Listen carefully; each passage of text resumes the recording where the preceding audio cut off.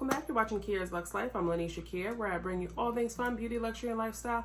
If that's something you're into, make sure you subscribe, hit that bell notification so you're notified when I have a future upload. So, today we are talking about the new Rare Beauty Foundation. This is what they call the True to Myself Natural Matte Longwear Foundation. I ended up picking it up in the shade 36. Wasn't sure about what the situation was going to be for the shade range, so I actually wanted to go in person and check it out myself. Online, I probably would have gone with maybe shade 38 or 39. Then I debated 37 and ended up with 36. So this is for reference shade 36 of what you see here on the face. Let's go into some of the claims. I have been trying it out for about a week or so now. So I've got some thoughts. Let's talk about the highlights. So it is non-comedogenic, matte finish, long wearing, best for oily combo or normal skin, and said to have a medium coverage, which I would agree with. Let's go with the shade range. So the shade range in and of itself, it seems to be about 48 shades, and that's in and around what we kind of expect for the foundations of this time. They typically come in and around that 50 shade, anywhere from 40 to 50 shades. So having 48 shades in this foundation range is a good bit. There's also a nice variety of undertones. There were a few gaps in there that I was seeing, and this is me saying that as a former beauty advisor with Sephora and seeing different, of course, brands come out with different products, different foundations, different lines, things of that nature. So I think the fact of considering different undertones, it's very tricky. It's very tricky for brands to kind of get a good bit on that, but I do see a cute little mix of things there. So I think things will go well for them on that front. Now, when we get into the clinical results has an independent consumer perception study on 50 people, which is not a lot. 94% said instantly reduces pores, 92% said instantly blurs skin for a soft focus effect, and 92% said it doesn't oxidize, color doesn't change during wear. 92%. Okay, no. Make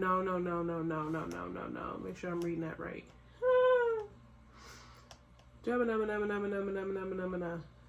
me get into. I can't. I'm actually reading this here with you guys too about the claims. So, all right. So, instantly reduces the look of pores, blurs the skin. I will agree with those two. No, this does oxidize. I'll actually do a wear test here, and I'll insert some clips and videos just to show you that was my first wear, and also probably some for my second wear as well. And this definitely does oxidize. Again, this is shade 36. Let me see what 36 says to be for their undertone. I don't want to misquote it. 36, yeah, and I have an olive undertone. So 36 is medium, deep, warm olive, and I do have an olive undertone. So I think that's why this seems to be a fairly good shade match for myself.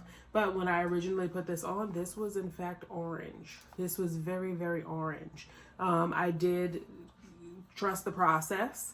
Because I kind of didn't even want to finish the face because I did not have high hopes for it. I did not think that this would actually work out well. But after it dried down, I looked like a normal person. So with that being said, it definitely does oxidize.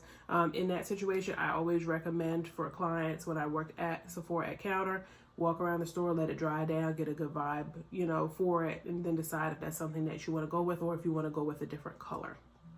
But it in and of itself, the first day, I want to say I had it on for about 7.5 hours.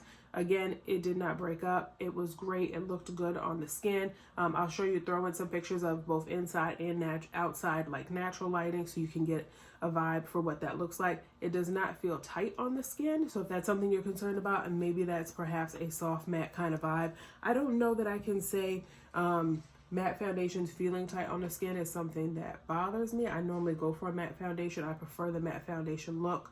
I would say when you do wear a matte foundation and you do kind of feel it initially, as you wear the foundation, it kind of loosens up a bit, if that makes sense. But with this one here, very, very comfortable and does not feel dry. My skin does not feel dry. So that is one of those things. Packaging. Let's talk about the original, and I want to see if I can find some specs on the original, if they still have it on their site. I originally, of course, wore this one. This is in the shade 470C, And this one for this product. All right, so the claims for the original foundation here that is going to be this cutie was Liquid Touch Weightless Foundation here, serum buildable, like also medium coverage, launched 2020. So this is actually what was on the shelf for Rare Beauty when I worked at counter, as well as you know, coming up with the highlighters, blush, and things of that nature. Now here, this one also had 48 shades, and it is what they were to call a natural skin-like finish. So my biggest gripe specifically with this one, because this is a product that I used even before I worked for Sephora, was the packaging. This packaging is a hot mess.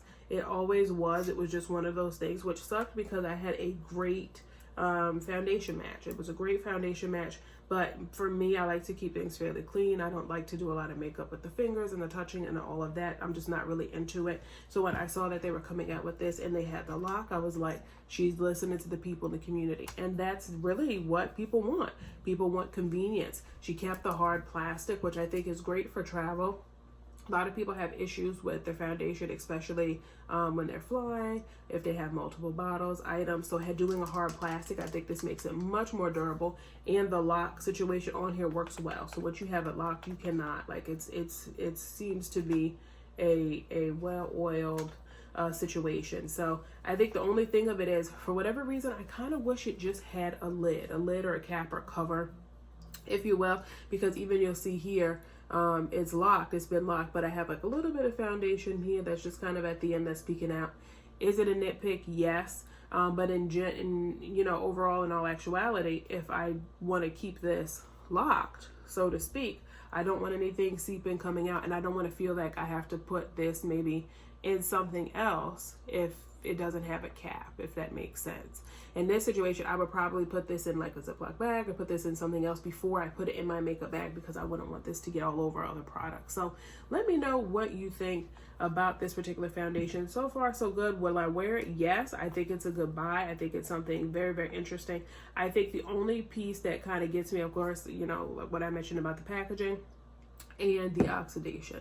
Again, other foundations oxidize. There are other ones on the market, and they do very, very well. I think once consumers are familiar with it, they know about it, and then of course they know their shade, then they're like, okay, great, that becomes a part of their makeup routine, if you will. But some people don't like that. Some people don't like that. Some people want to be able to get it, especially makeup artists. If you're getting this and you're trying to match people, this is very difficult to use. It becomes very difficult to use unless they come in and already know their shade. You know, as a makeup artist, you don't want to get it, you know, you're getting a client for the first time, trying to get their shade right, you're mixing the shade, and then once you get it on the skin and the shade changes, you don't know what it's going to change to. It's just kind of a mess. So I think it really depends on if this product is for you, what your game plan is. If you want something that's natural, you want something, you know, a matte, you don't want it to be a hard matte, you want kind of a hybrid. I think a lot of individuals who mix foundations, like they get a matte and then mix a serum or luminous, I think in this situation you wouldn't have to do that. You could just go with this. So if you enjoyed today's video, don't forget to like, share, subscribe, comment down below. If you have tried this out, leave your comments down below. Is it going to be a new staple in your makeup routine? Did you try it out? Did you send it back, return it, and say, you know what, this isn't for me? Did you have issues shade matching with the color range? I want to get all the deets, and I will see you guys on the next one. Bye.